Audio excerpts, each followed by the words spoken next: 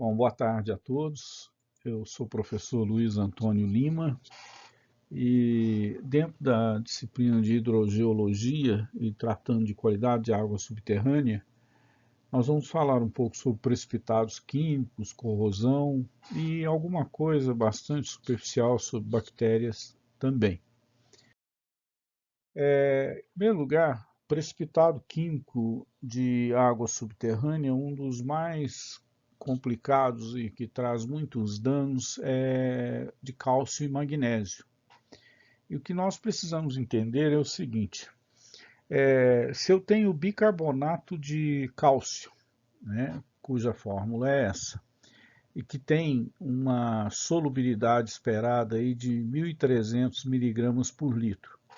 Quando nós bombeamos a água do aquífero para um reservatório na superfície do solo, por exemplo, existe aí uma redução da pressão da água, porque ela, dentro do aquífero, encontrava-se sob pressão. E essa redução da pressão e um provável aumento até de temperatura facilita muito que essa reação aconteça e seja formado aí o carbonato de cálcio, cuja solubilidade esperada é de apenas 13 miligramas por litro. E, obviamente, vai gerar CO2 e água. Então, nós tínhamos um carbonato na água, dissolvido, possivelmente, né? Quando bombeamos, ele fica na forma praticamente insolúvel.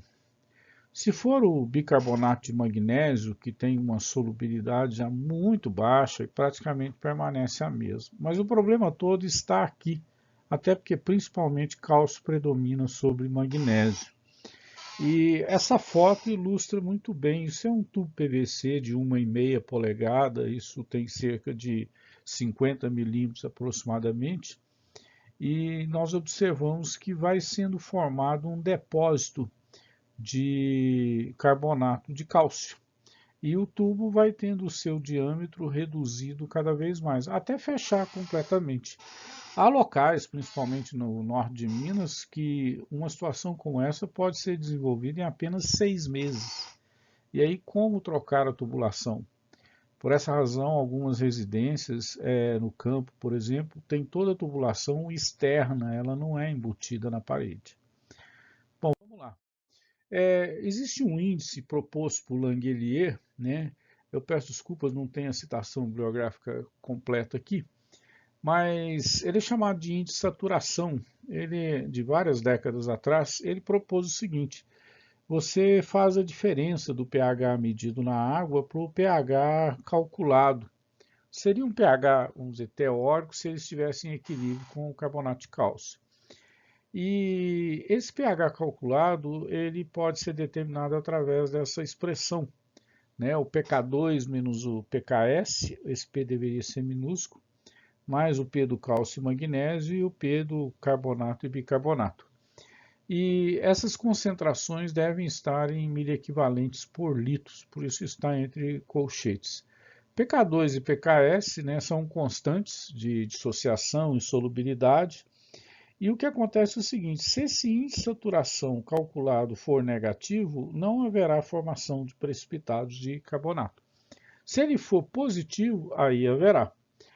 E aqui verificando, né, o pK2 menos o pKs, se a água estiver a 20 graus Celsius, ele é 2,10, né, é fixo. Se a água aumentar a temperatura, é 1,99. Se chegar a 60 graus, 1,40. E verificando os gráficos, os ábacos, todos disponíveis na literatura, eu percebi que dá para estimar o P de cálcio magnésio dessa forma: 3,3 menos o log de cálcio magnésio. E aqui o carbonato e bicarbonato já é um pouco diferente, seria 3. E nós fizemos isso para mais de 1.000 amostras de água subterrânea no norte de Minas.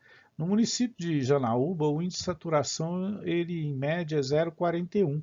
E no Jaíba, onde há um grande projeto, né, o maior da América Latina, com água do Rio São Francisco, né, a água subterrânea lá tem um índice de saturação em média de 0,30. Os dois positivos, então, portanto, os dois vão causar a ocorrência de precipitados químicos de carbonato. Eu trago aqui um exemplo, né? O pH medido da água foi 8,6, a temperatura 20, condutividade elétrica 0,19 e está aqui o cálcio, magnésio, bicarbonato e carbonato. É muito comum não haver carbonato ou ser um valor muito pequeno, tá? E eu transformei em miliequivalentes por litro, pois essas concentrações estão em miligramas por litro. Para fazer essa transformação, né, nós temos algumas tabelas e isso é relativamente fácil. Então, o pK2 menos o pKs seria 2,10. O P do cálcio e magnésio seria 3,3 menos o log de 0,96 mais 0,72. O resultado final, 3,07. E o P da alcalinidade aqui seria 3 menos o log de 1,68 mais 0, o resultado final 2,77. Colocando tudo na equação, né, o pH calculado será 2,10 mais isso, mais 2,77, 7,94. E se eu calcular o índice de saturação, nós teremos pH medido 8,6 menos 7,94 dá 0,66 positivo. Então, essa água formará precipitados. Como que eu poderia evitar que ela forme precipitados? Olha, é tornando o índice de saturação negativo. Para torná-lo negativo, o pH teria que ser da água menor que 7,94. Então eu tenho que acidificar esta água. Bom, existem algumas propostas para acidificar a água. Uma delas bastante interessante seria o ácido clorídrico. E a reação química seria essa: o carbonato de cálcio mais o ácido clorídrico.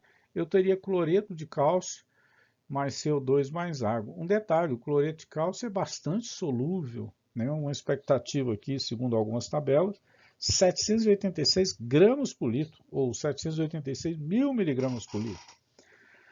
E um detalhe: o ácido muriático, que é a forma impura do ácido clorídrico e que você encontra no supermercado, normalmente ele vem com 3%, tá, de ácido. E o ácido clorídrico nós usamos em laboratório, aí sim nós temos ele numa concentração bastante elevada, né? Agora, se você vai usar ácido clorídrico num projeto e consome muito ácido clorídrico, é possível que haja uma inspeção pela Polícia Federal, já que ácido clorídrico é procurado aí pelo pessoal que de forma ilícita aí, né, lida com drogas. Outra alternativa seria o ácido nítrico. O ácido nítrico você não acha ele facilmente em supermercados, né? E como o ácido clorídrico, que ele aparece, o pessoal compra para lavar pisos, louças, pedras, né? Mas o ácido nítrico, a reação seria essa: HNO3 mais o carbonato de cálcio, e eu teria nitrato de cálcio, muito interessante, porque o nitrato de cálcio tem solubilidade altíssima, maior até que o cloreto de cálcio. E ele é um grande fertilizante, né? Tanto para fornecer cálcio quanto para fornecer nitrato para as plantas, né? Essa ideia é interessante, né? E nós temos um problema aqui também, que o ácido nítrico pode ser controlado pela Polícia Federal, porque, salvo engano, ele é utilizado aí como um dos componentes para chegar a explosivos, né? E assim como o ácido clorídrico é ácido, portanto corrosivo. Muita gente recomenda o ácido fosfórico, isso é muito comum, né? Então veja aqui, o H3PO4 mais o carbonato de cálcio, eu vou ter o fosfato de cálcio. E é curioso que esse fosfato de cálcio, que é a apatita, né? E a solubilidade é baixíssima. Então, pela reação, nós vamos transformar o carbonato de cálcio, que é insolúvel, em fosfato de cálcio, que também é insolúvel. Então, eu não vejo uma razão teórica para isso, embora muita gente aposte, e o ácido fosfórico é um excelente fertilizante, principalmente na agricultura, em projetos de gotejamento. Mas aí a quantidade de ácido fosfórico teria que ser altíssima para jogar esse pH lá embaixo, né? E ficar numa situação até de fosfato de cálcio dissolvido. Bom, ferro e manganês, esse é outro problema. Não estamos falando mais de cálcio e magnésio, E nos trópicos nós temos muito ferro e manganês. E principalmente com águas ácidas isso pode acontecer.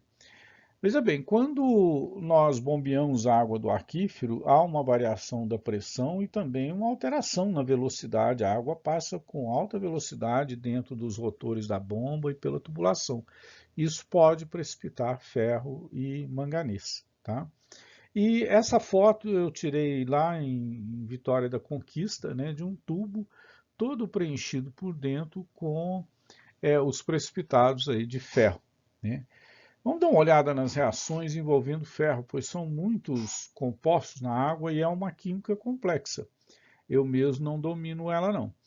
E o bicarbonato de ferro, né, ele, vamos dizer, se você fizer as contas, nós temos o ferro aqui na valência 2, ferro bivalente, né? Ele pode levar à formação, né, de algo que tem uma solubilidade relativamente baixa, 20 miligramas por litro ou até lá.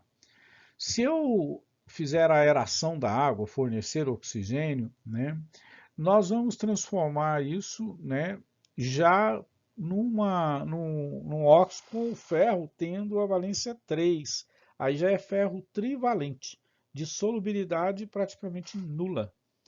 Por isso que nós falamos que ferro, para ser analisado, nós precisamos saber se ele está na forma de ferro 2 ou ferro 3, bivalente ou trivalente. Porque o bivalente é, vamos dizer, razoavelmente solúvel, o trivalente não é, né? Se eu fizer uma extraoxidação, né, eu vou levar isso para uma situação pior ainda, né, que insolúvel, né? Então, ferro é muito interessante, porque se você pegar uma amostra de água subterrânea e ela tem ferro, qualquer agitação na garrafa que contém a amostra pode transformar esse ferro em ferro 3. E aí ele é insolúvel, né? E para os projetos de irrigação que envolvem gotejamento, isso é bastante complexo, é preciso entender isso. Muita gente faz a aeração, eu vou mostrar isso numa foto, para poder precipitar esse ferro e, quem sabe, removê-lo através de decantação, através de filtragem. Manganês é algo similar, né? Eu tenho aqui o bicarbonato de manganês, né? E ele pode levar a algo insolúvel, né? Com a solubilidade muito baixa, né? Sai de uma solubilidade alta para uma solubilidade baixa. Bom, vamos falar sobre corrosão, né? E essa matéria é algo muito interessante. Os metais eles existem na natureza, porém na forma de minério, e depois que nós trabalhamos eles, com calor e várias alterações, né, nós transformamos, né, para metal. Só que a natureza ela tenta trazer esse metal de volta à forma de minério. Com o tempo, com o intemperismo, isso ocorre naturalmente. E os fatores que contribuem para a corrosão, né, é alta velocidade de água, altas temperaturas, né, a corrosão dobra a cada 10 graus Celsius, né, gases dissolvidos, né, como O2, CO2, gás sulfídrico e vai por aí fora. Sólidos dissolvidos também, porque eles facilitam a condução de corrente elétrica e nós podemos ter aí, né, uma corrosão também. E a diferença de potencial elétrico causado por áreas que também são afetadas por calor, né, ou que receberam algum corte, ou que são rosqueáveis, isso pode trazer corrosão, né? E conforme eu falei, se eu tenho muito sal, né, existe a corrosão bimetálica quando dois metais diferentes são imersos em solução eletrolítica. Nós publicamos recentemente um artigo sobre a corrosão, né, de tubos galvanizados que podem ser utilizados no campo, principalmente em pivô central. E essa publicação foi numa revista europeia e nós percebemos que se eu colocar adubo como se simulasse fertirrigação, né, nós temos uma perda de massa muito acentuada da parede do tubo, né? Vale a pena conferir isso daí. Bom, a incrustação ela é diferente da corrosão. Em vez de eu tirar parte do metal, a incrustação deposita ali, né? E isso tem cores aí castanho alaranjado, isso envolve o que está presente na água. E essa incrustação ela aumenta a perda de carga, ela forma bolsa de aeração, né? Às vezes nós chamamos até de eddies, que facilitam corrosão e podem formar bactérias anaeróbicas embaixo dessas incrustações que leva à corrosão, né? E por aí vai, né? Os tubérculos formados, normalmente eles são óxido ou hidróxido de ferro, né? Com várias possibilidades.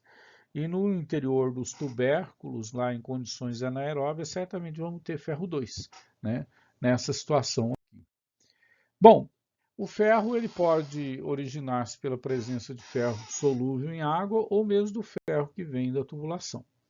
Para calcular o risco de corrosão ou incrustação, é muito comum um índice chamado índice de estabilidade de Risner. Ele faz 2 vezes o pH calculado menos o pH medido. E aí, dependendo do resultado, você tem uma interpretação. Se esse índice for muito alto, você tem corrosão acentuada. Se ele for muito baixo, incrustação acentuada, né? Um detalhe importante que muita gente acha que a aço inox é a solução. E às vezes não. As soldas do aço inox, ali pode aparecer corrosão, né? Cloreto também pode corroer esse aço inox. Até porque existem vários tipos de aço inox. E existem umas peças chamadas de anodo de sacrifício, que eu posso colocar dentro da tubulação ou dentro de tanques para atrair a corrosão. E você vai trocando, colocando novos, né, de vez em quando. Existe um índice também calculado, foi sugerido aí pela indústria, né, em que nós somamos cloretos e sulfatos e dividimos aí pelos bicarbonatos e carbonatos, né? E se ele for menor que 0,8, água sem potencial de corrosão significativo. E se ele for maior que 1,2, alto potencial de corrosão.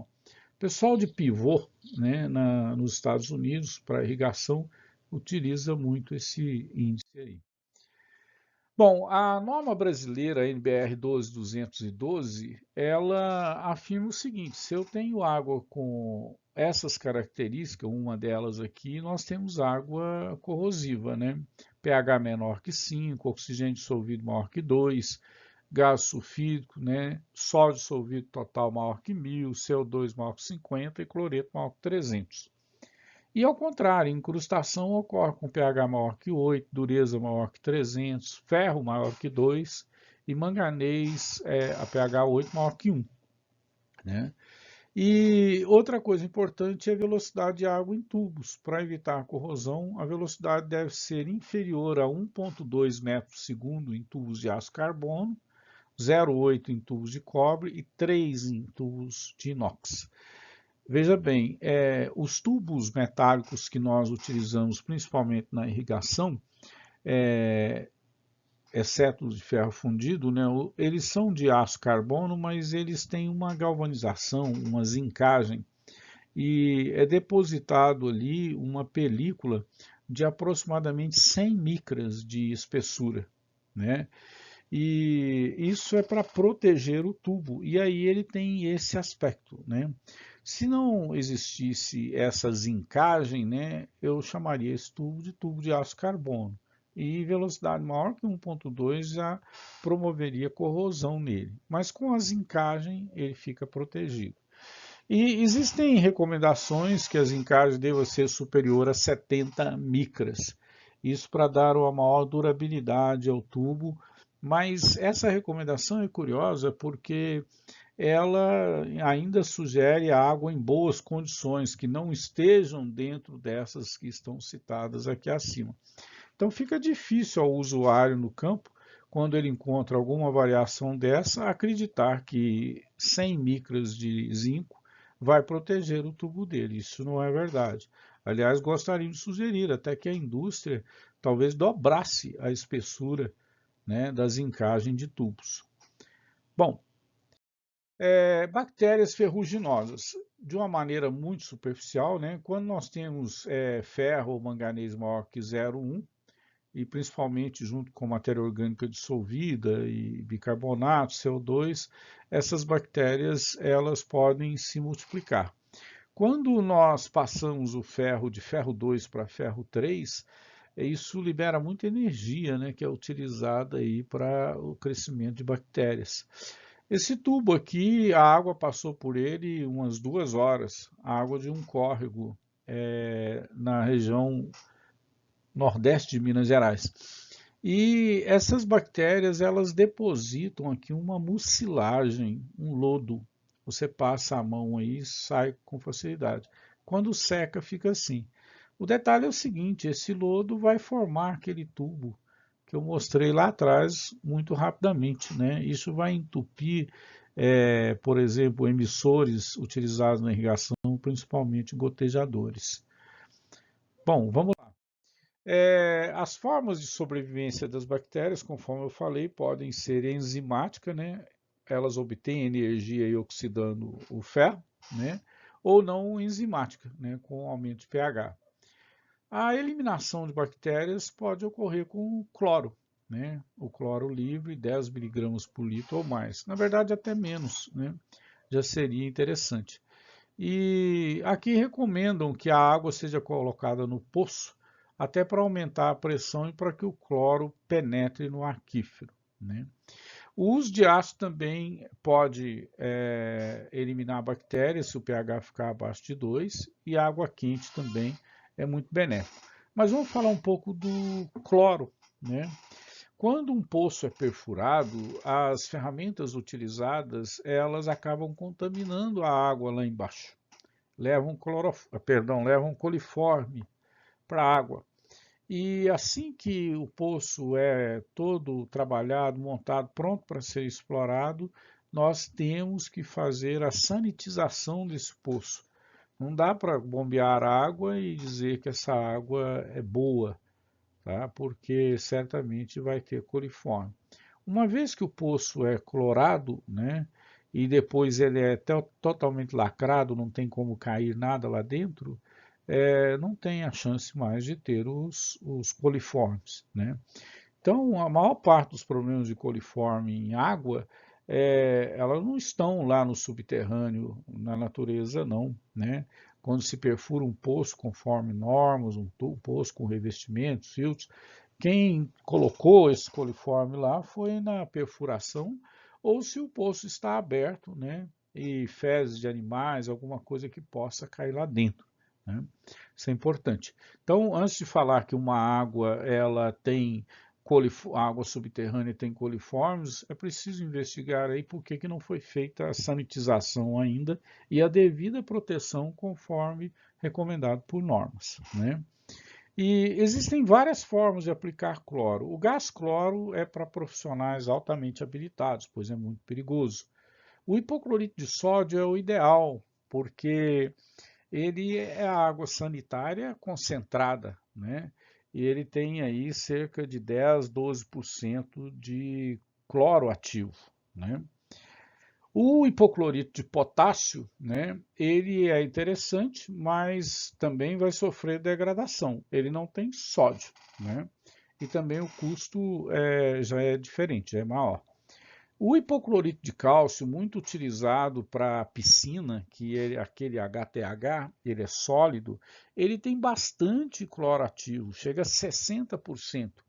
Só que nós temos que ter muito cuidado porque ele depois pode combinar, complexar, porque é cálcio, e facilmente chegar a um novo sal, né, com solubilidade bastante reduzida. Isso é um problemão. Já quando nós usamos o hipoclorito de sódio, que é líquido, que é a água sanitária concentrada, ele é muito bom. E as observações que eu faço é o seguinte: se a água tem o H2S, né, ele reage com cloro. Então nós precisamos colocar mais cloro ainda, porque bastante cloro vai ser consumido aqui, né?